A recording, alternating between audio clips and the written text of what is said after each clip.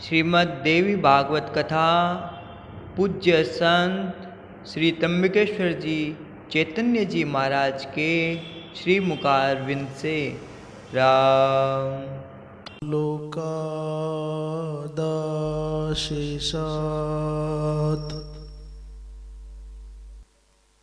आलोकालोक पर्वतात् ये वसन्ति द्विजा देवास् तेभ्यो नित्यं नमाम्यहम्। नमो गोभ्यः श्रीमतीभ्यः सौरभेभ्य एव च नमो ब्रह्म सुताभ्यश्च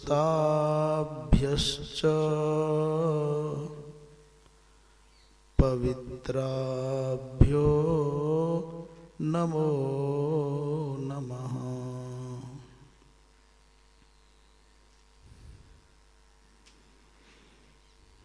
या विद्या शिव केशवादिजननी या वै जगन्मोहिनी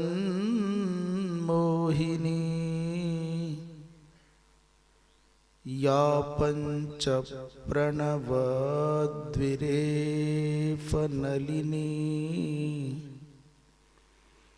या चित्कला मालिनी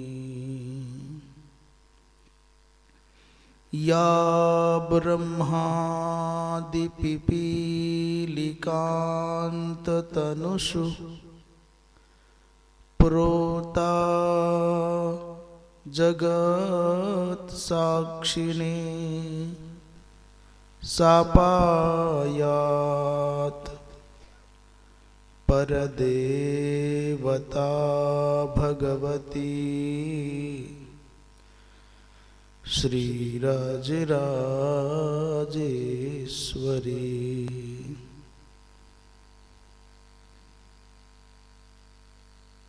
सापायात् परदेवता भगवती श्रीराजराजेश्वरी।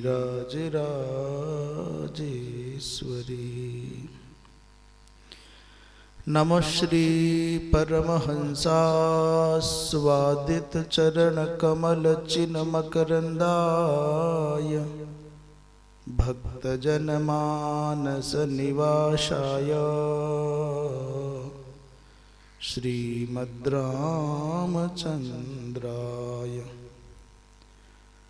श्री राम जय जय राम। श्री राम जय जय राम। श्री राम जय जय राम। श्री राम जय जय राम। श्री राम जय जय राम। श्री राम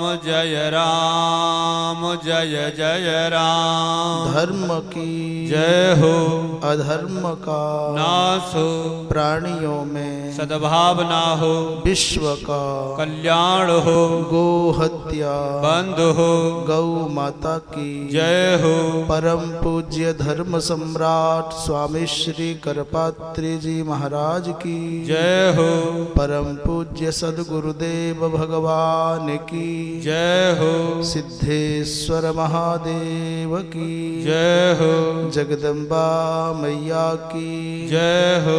हर हर महादेव। काल विनाशिनी काली जय जय काल विनाशिनी काली जय जय। काल विनाशिनी काली जय जय। काल विनाशिनी काली जय जय। दुर्गति नाशिनी दुर्गा जय जय। दुर्गति नाशिनी दुर्गा जय जय। दुर्गति नाशिनी दुर्गा जय जय। दुर्गति नाशिनी दुर्गा जय जय। काल विनाशिनी काली जय जय। काल विनाशिनी काली जय जय। उमा रमा ब्रह्माणी जय जय। उमा रमा ब्रह्माणी जय जय। सीता राधा रुक्मिणी जय जय। सीता राधा रुक्मिणी जय जय। काल विनाशिनी काली जय जय। काल विनाशिनी काली जय जय। दुर्गति नाशिनी दुर्गा जय जय। दुर्गति नाशिनी दुर्गा जय जय। सुखमय जय जय। दुख में जय जय। सुख में जय जय। दुख में जय जय। पल पल क्षण क्षण माँ की जय जय। पल पल क्षण क्षण माँ की जय जय। काल विनाशिनी काली जय जय। काल विनाशिनी काली जय जय। दुर्गति नाशिनी दुर्गा जय जय। दुर्गति नाशिनी दुर्गा जय जय। उमा रमा ब्रह्माणी जय जय। उमा रमा ब्रह्माणी जय जय। सीता राधा रुक्मिणी जय जय। सीता राधा रुक्मिणी जय जय। काल विनाशिनी काली जय जय। काल विनाशिनी काली जय जय। बोलिए जगदम्बा मैया की जय। मंच पर आसीन श्रद्धेय जगन्नाथ धाम से पधारे हुए हमारे आदरणीय श्री प्रणव चैतन्य मधु जी महाराज, और अभी आप जिनके मुखारविंद से बहुत सुंदर शब्दों के समायोजन से समन्वित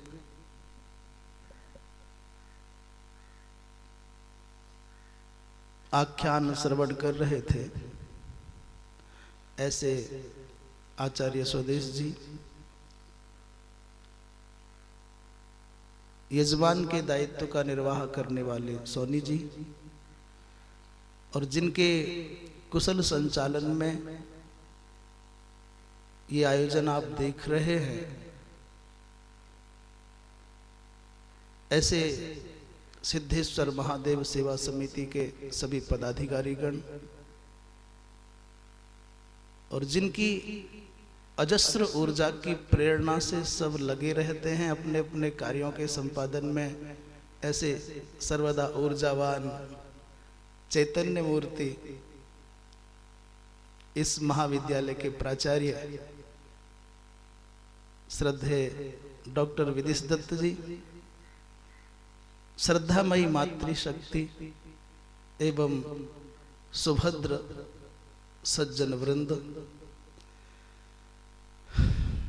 जैसा कि प्रतिवर्ष की भांति आप भाद्रा के मध्य प्रतिवर्ष एक नया इतिहास गढ़ते हुए देखते जा रहे हैं। इस नगर की धार्मिकता की कीर्ति से दूर दूर तक दिग्दिगंत सुरभित और आह्लादित होता जा रहा है। आज उसी कड़ी में श्रीमद् देवी भागवत की पावन चर्चा के माध्यम से ये महाशिवरात्रि का पावन पर्व अपने आप में उत्कर्ष की ओर बढ़ता हुआ दिखाई देगा। और यदि भगवान की कृपा रही, ये संयोग ऐसे ही सधता रहा, तो ये भी हो सकता है कि इस भादरा के पावन प्रांगण में 18 पुराणों की कथा हो जाए।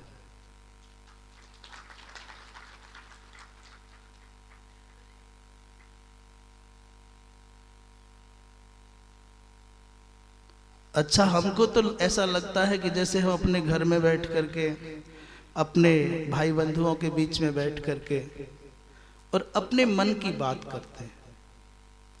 ऐसे कोई कथावाचक बन करके या कोई प्रवाचक बन करके या कोई दूसरों को समझाने के सिखाने के लिए बैठते हो, ऐसा नहीं।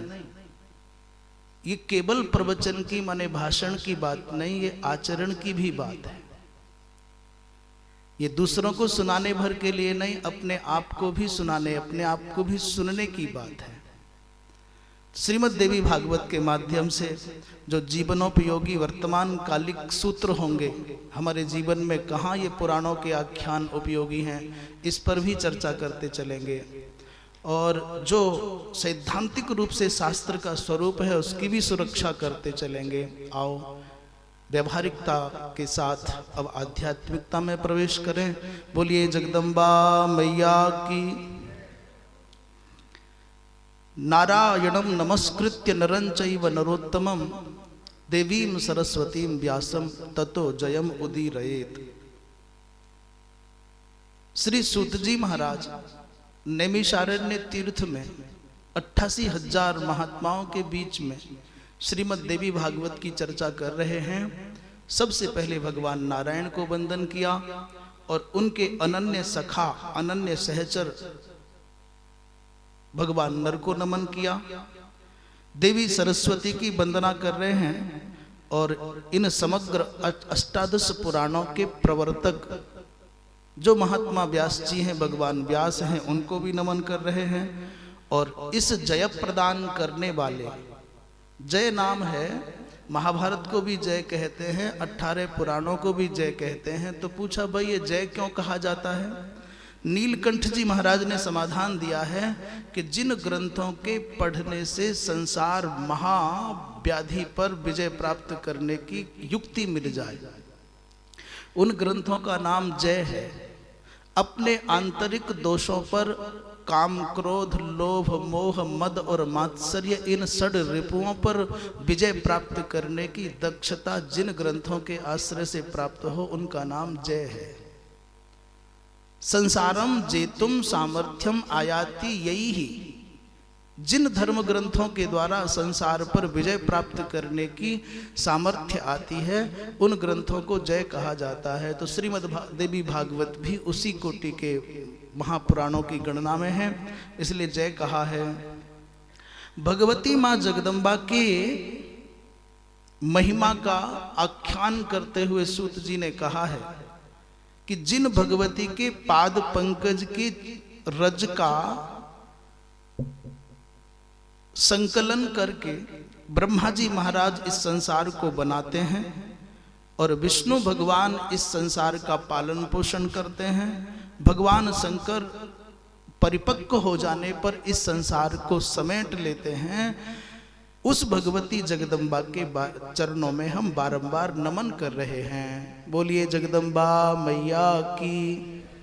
मैं आपसे एक निवेदन करूंगा कि जयकारा जब लगे तो आप उसमें कंजूसी ना बरतें।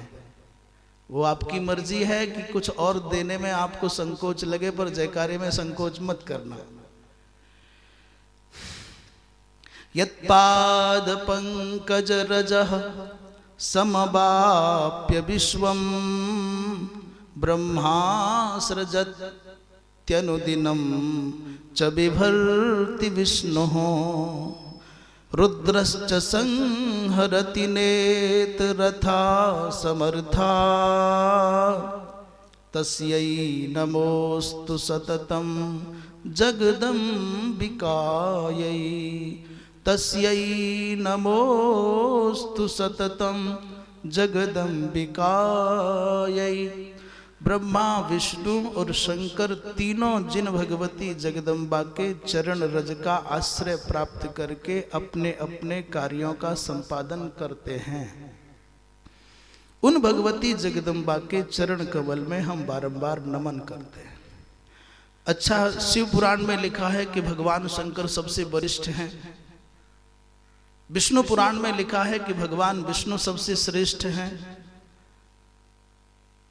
अब भागवत जी पढ़ेंगे, श्रवण करेंगे तो लगेगा कृष्ण से बढ़कर के धरती पर कोई नहीं है। गणेश पुराण की कथा श्रवण करेंगे तो लगता है सब कुछ गणेश जी हैं। और आज देवी भागवत सुन रहे हैं तो आपको लगेगा कि माँ के अतिरिक्त संसार में कुछ नहीं है, कोई नहीं है।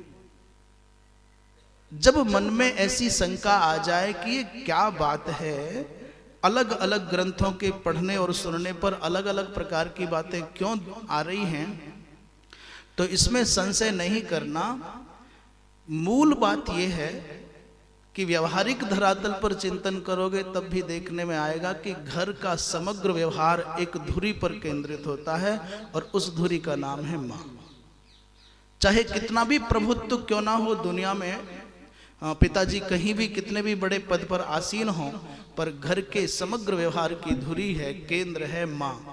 माँ समाज की दृष्टि में चाहे जितनी उपेक्षित मान ली गई हो, चाहे उसको एक वचन का प्रयोग किया जाता हो, परंतु माँ वो तत्व है, माँ वो संसार की ऊंचाइयों पर आसीन पद है कि जहां तक पहुंचने के लिए संसार के लोगों को बड़ा तप करना पड़ेगा। दुनिया में जितनी भाषाएं हैं,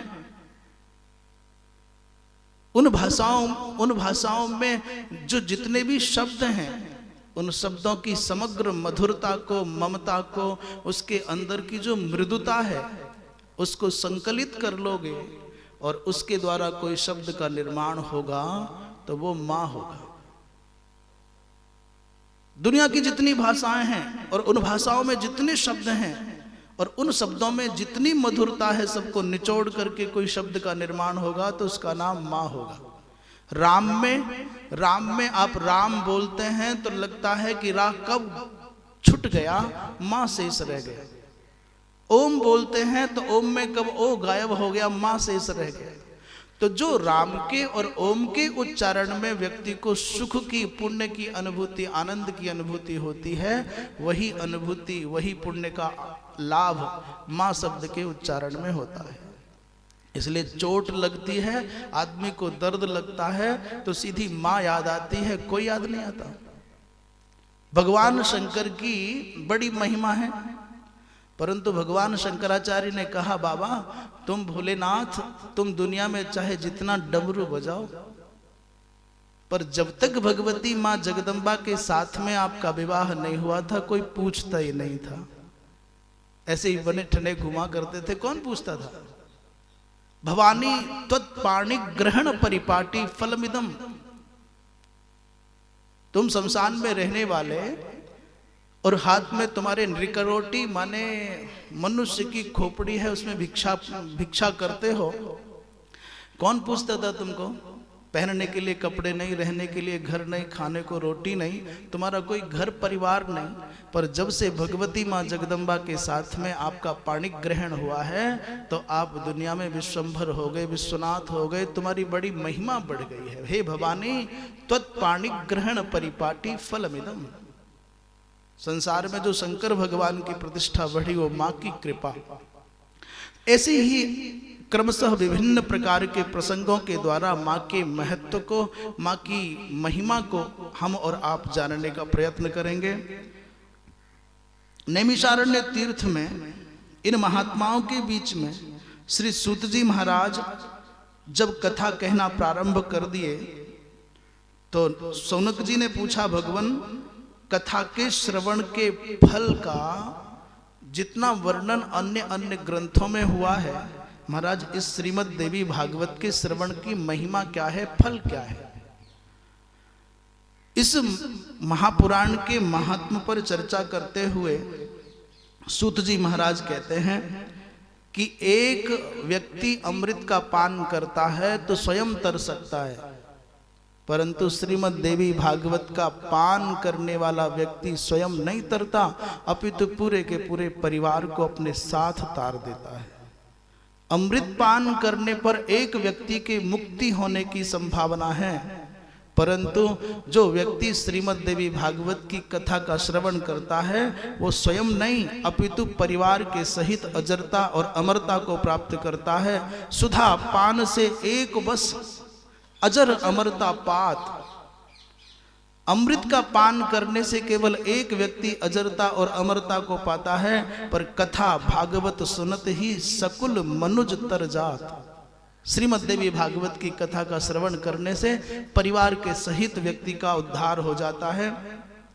जो निष्काम भाव से तत्व ज्ञान की प्राप्ति के लिए श्रीमद् देवी भागवत की कथा का श्रवण करेगा, उसके पुण्य का वर्णन ब्रह्मा जी महाराज नहीं कर सकते, सहस्रों मुखों से शेषनाग जी महाराज नहीं कर सकते, भगवती सरस्वती स्वयं अपने वाणी की अधिष्ठात्री देवी नहीं कर सकती। भैया श्रीमद् देवी भागवत के श्रवण मात्र से किसी भी व्यक्ति को कोई पीड़ा हो, अशांति हो, दरिद्रता के दाह से कोई व्यक्ति दग्ध हो रहा हो, केवल श्रीमद् भागवत की देवी भागवत की कथा का श्रवण करेगा तो उसके समग्र पाप ताप संताप नष्ट हो जाएंगे। संशय नहीं करना चाहिए, विश्वास के प्रकाश में बैठ करके, बट विश्वास अचल निज धर्मा। हम भगवती माँ सती के समान भगवान की लीला का दर्शन करके संशय में डूब गए तो परिणाम सुखद नहीं होगा।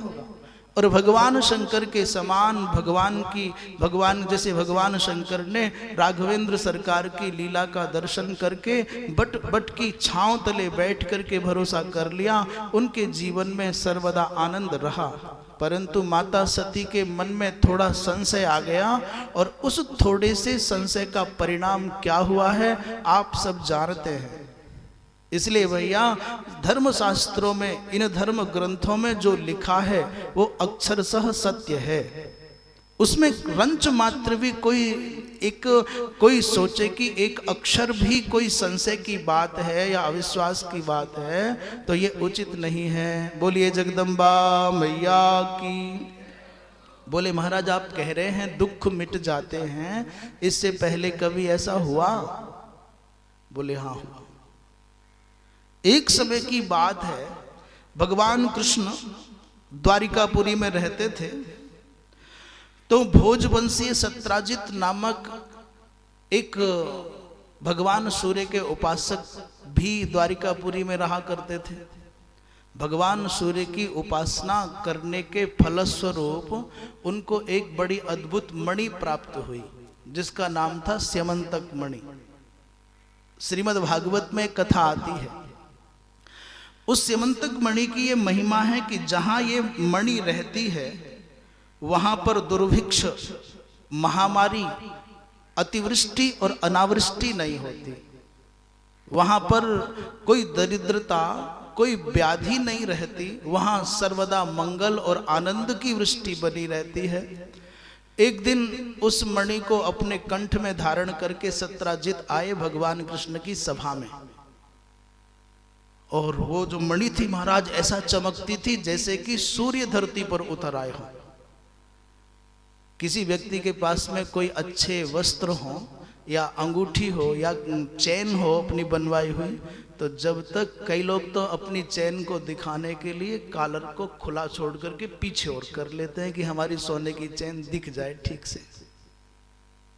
हाथ में वो आजकल सोने का बनने लगा है, क्या बोलते हैं उसको, ब्रासलेट, क्या यहाँ जो पहनते हैं, तो उसको बाहों को ऊपर कर लेंगे, देख लें लोग।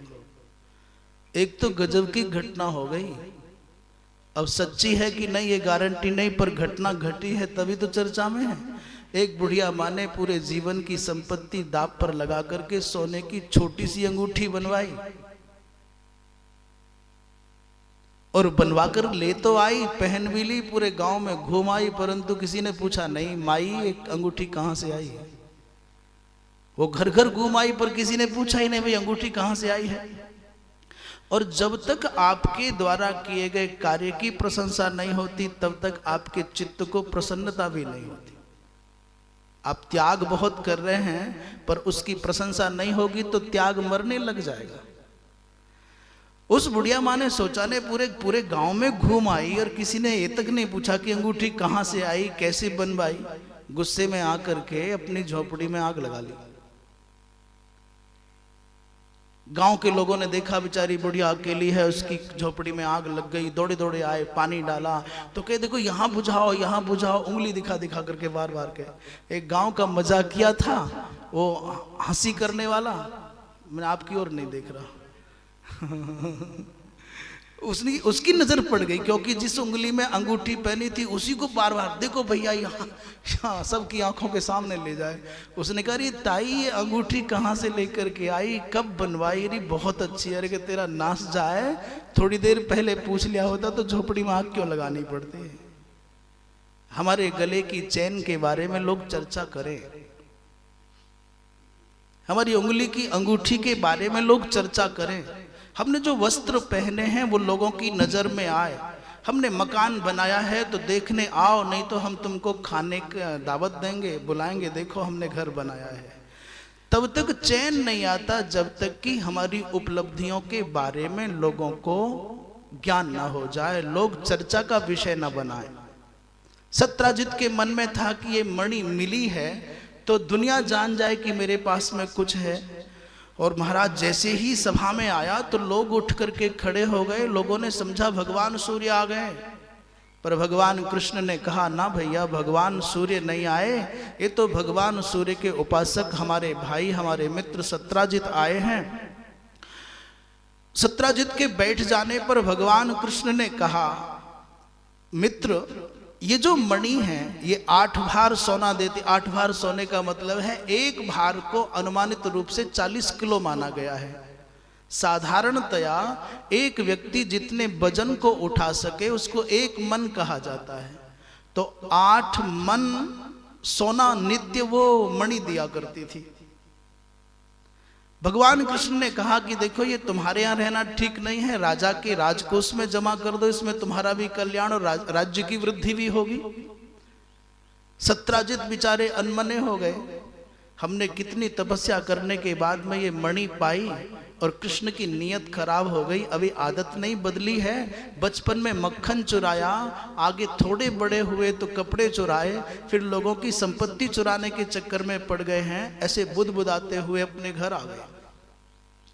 भगवान ने मुख करके संपत्ति मांगी है, वो मणि मांगी है, और इस सत्राजित ने जो भगवान की आराधना करते थे भगवान के मांगने पर भी प्रदान नहीं की। एक दिन उनके छोटे भाई थे प्रसेनजित उस मणि को गले में धारण करके शिकार खेलने गए, परंतु उस चमकती हुई मणि को देख करके सिंह ने आक्रमण कर दिया। देखो ध्यान देना, नाम तो है प्रसेनजित और मार दिया एक साधारण से शेर ने। जो बड़ी बड़ी सेनाओं को जीत सकता हो वो प्रसेनजित है, पर उसको एक साधारण सिंह ने मार करके मणि छीन ली और मणि को शेर मुख में दबा करके भागा जा रहा है। अचानक जामवंत जी की नजर पड़ गई, और जामवंत जी ने प्रहार करके, रीछ ने प्रहार करके शेर को मारा और मणि अपने साथ लेकर के गुफा में घुस गए। अपने बच्चे को खेलने के लिए मणि दे दी। मैं एक संकेत कर दूं, जो संपत्ति भगवान के काम नहीं आ सकती वो संपत्ति मृत्यु के सिवा, अवसाद के सिवा, अपमान के सिवा कुछ नहीं देगी। भगवान की दृष्टि में आ गई मणि, भगवान ने मांग भी ली, सत्राजित ने नहीं दिया तो बदले में भाई को खोना पड़ा। भाई चला गया, मणि भी गई। उस मणि को सिंह ने प्राप्त किया। सिंह उसके महत्व को नहीं जानते थे, सिंह को अपनी जान गंवानी पड़ी।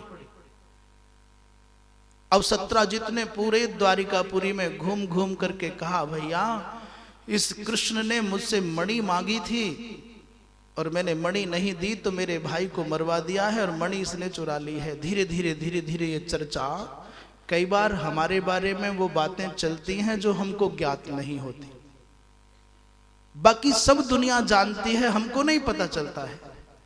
ऐसे ही भगवान कृष्ण के कानों तक जब तक बात पहुंची तब तक तो पूरी द्वारिकापुरी में चर्चा चल गई, इस कृष्ण ने मणि के लोभ में आकर के प्रसेनजित का वध करा दिया है। ऐसा सुनते ही भगवान कृष्ण को बड़ा दुख लगा।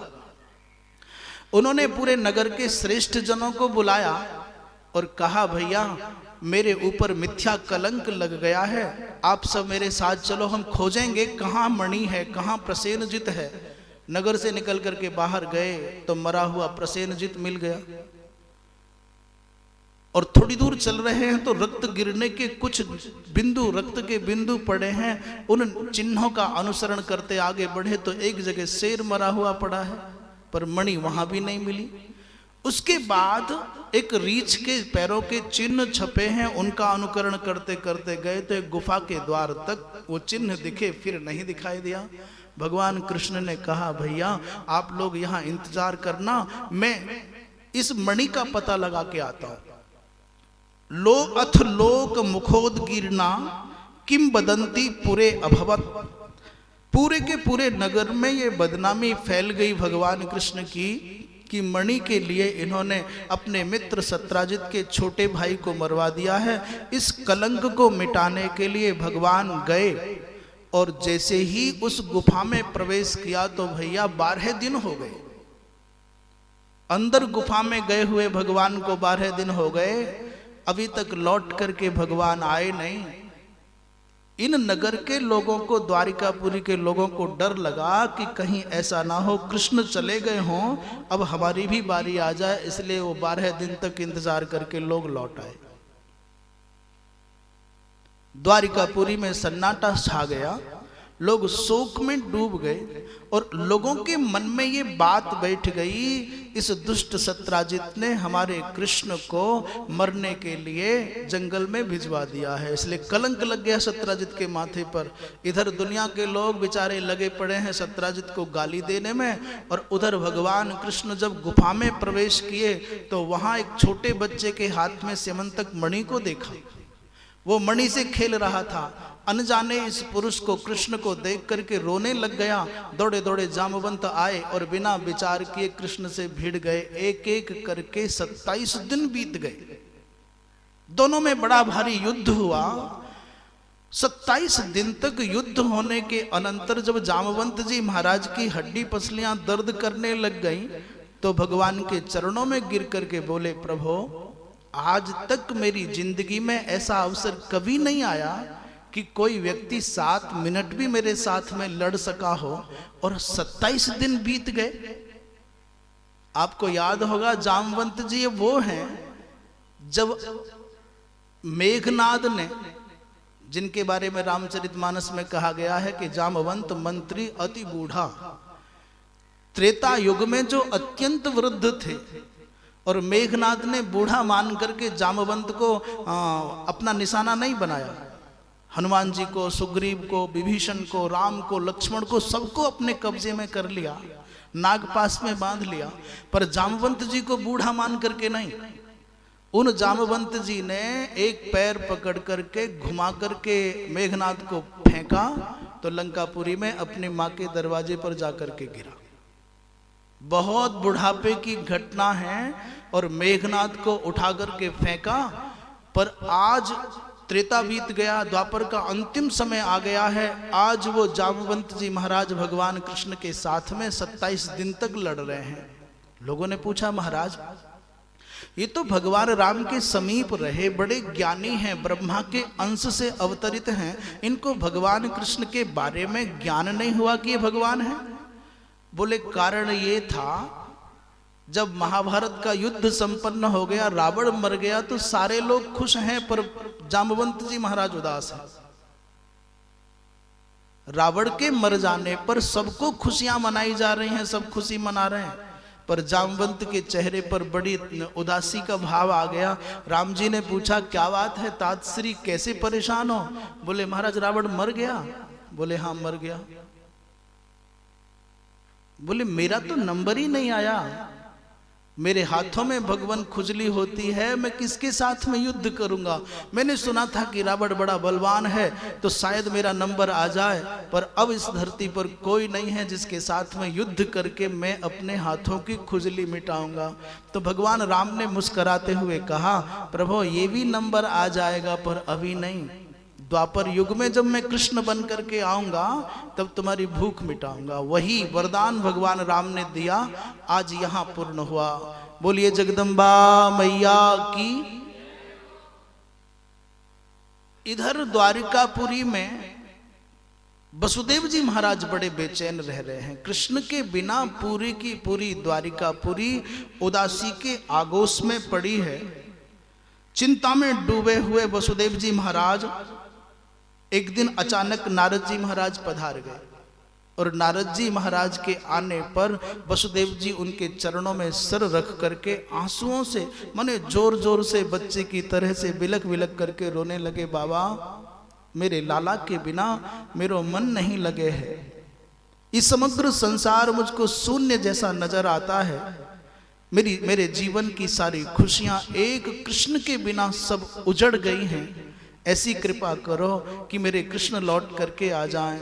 श्री नारद जी महाराज ने कहा, वसुदेव परेशान मत होना, भगवती माँ जगदम्बा की उपासना करने वालों के जीवन में बहुत दिन तक दुख नहीं रहता है। नवरात्र विधानेन संपूज्य जगदम्बिकाम नवाहो भी पुराणंच देव्या भागवतम शृणु।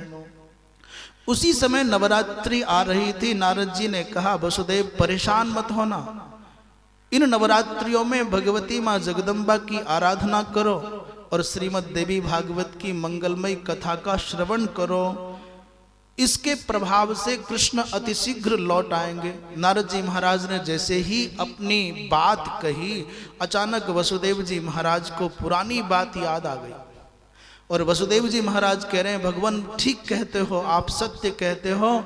जिस समय हम पापी कंस के द्वारा कारागार में डाले गए थे, एक एक करके मेरे 6 पुत्रों का वध पापी कंस के द्वारा कर दिया गया था, मैं बहुत दुखी रहता था। तब अचानक एक दिन मैंने रो करके अपने पुरोहित गुरु जी से, गर्गाचार्य जी महाराज से कहा, भगवान इस धरती पर मेरे जैसा कोई दूसरा दुखी इंसान होगा क्या? मैंने मेरे जीवन में कभी किसी का अहित नहीं किया, मैंने कभी किसी का तिरस्कार नहीं किया, किसी को दुख नहीं दिया, पर मेरे जीवन में एक के बाद एक इतनी विपत्तियां आ रही हैं, प्रभु इन दुखों का समन कैसे होगा? तो मेरे गुरु गर्गाचार्य जी महाराज ने कहा था, वसुदेव भगवती माँ जगदम्बा की आराधना करने से तुम्हारे दुखों की एक काली रात कट जाएगी और तुम्हारे जीवन में सुख का शुभ प्रभात होगा, तुम घबराओ मत। गर्गाचार्य जी महाराज ने नवरात्रि के व्रत का उपदेश किया, देवी भागवत के पारायण का उपदेश किया। तो वसुदेव जी नारद जी को सुना रहे हैं, बाबा मैं तो कारागार में था, जेल में था, मैंने कहा बाबा मैं उन नियमों का पालन नहीं कर सकता हूँ, मेरा संकल्प करके आप मेरे निमित्त मेरे कल्याण के लिए ये दुर्गा पाठ कर दो, ये देवी भागवत का पारायण कर दीजिए, भगवती जगदम्बा की आराधना कर दीजिए। वसुदेव जी महाराज कहते हैं नारद जी से, हे नारद जी उस समय श्री गर्गाचार्य जी महाराज ने मेरे निमित्त विंध्याचल में जाकर के आराधना की और भगवती की प्रसन्नता के परिणाम स्वरूप मेरे यहाँ सप्तम पुत्र के अनंतर अष्टम पुत्र के रूप में श्रीमन नारायण का, भगवान का, श्री कृष्ण के रूप में अवतार हुआ था। एक एक वचन बिल्कुल सत्य निकला था। प्रभु अब मैं कहाँ जाऊं? एक बार फिर भगवती माँ जगदम्बा की कृपा प्राप्त करने के लिए आप ही हमको श्रीमद् देवी भागवत की कथा सुना दीजिए। वसुदेव जी महाराज भगवान कृष्ण को प्राप्त करने के लिए देवी भागवत की कथा श्रवण कर रहे हैं और कुछ विद्वान ब्राह्मण नवारण मंत्र का जप कर रहे हैं, कुछ दुर्गा सप्तशती का पाठ कर रहे हैं। इस प्रकार ये अनुष्ठान प्रारंभ हो गया और धीरे धीरे करके इधर अनुष्ठान अपनी पूर्णता की ओर है और उधर 27 दिन पूरे हो गए। और जैसे ही हमारा 27वां दिन पूर्ण हुआ, थक करके जामवंत जी चूर हुए और गिर करके चरणों में प्रार्थना की, प्रभु ये एकमात्र पाषाण की मणि नहीं, ये साधारण मणि नहीं, ये मनुजकुल मणि मेरे पास में जामवती नाम की कन्या है, आप इसको भी स्वीकार करें और इस स्यमंतक मणि को भी स्वीकार करें, मुझको सनाथ करें।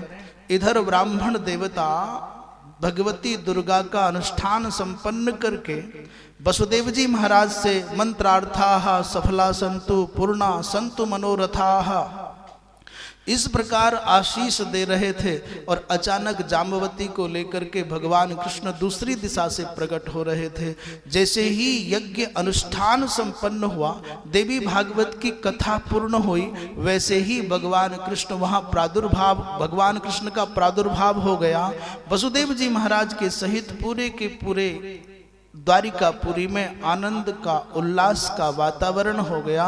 लोग उत्सव मनाने लग गए। सूत जी महाराज कहते हैं, महात्माओं, भगवती जगदम्बा की आराधना कभी निष्फल नहीं हो सकती।